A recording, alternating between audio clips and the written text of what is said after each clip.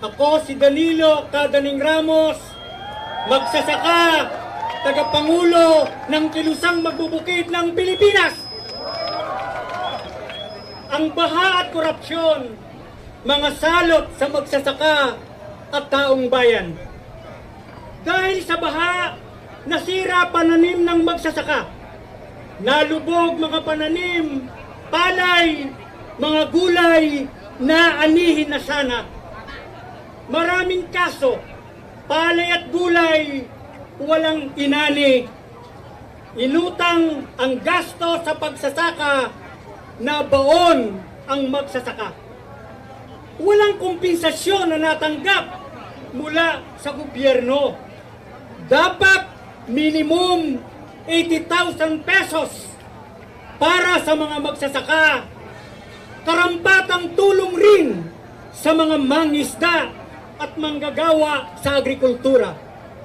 Mga kababayan, wala na po ang bagyong Tino at Uwan. Ang korupsyon at katiwalian narito pa.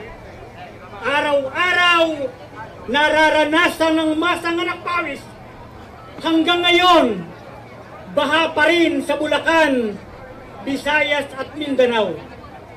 Sa ilalim ni Marcos at Duterte, tumindi pa ang korupsyon at anomalya.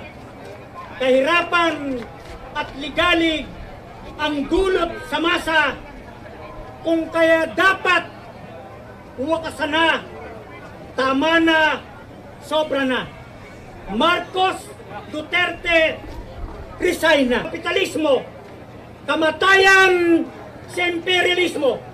Mabuhay ang sambayan ng Pilipino! Mabuhay! Sulong, anak pawis, kumilos at magtagumpay. Sa pangunguna ng mga manggagawa na lumilikha ng lahat ng yaman.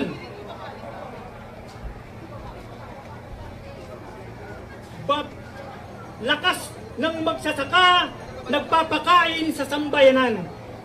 Babaguhin natin ang bulok na sistema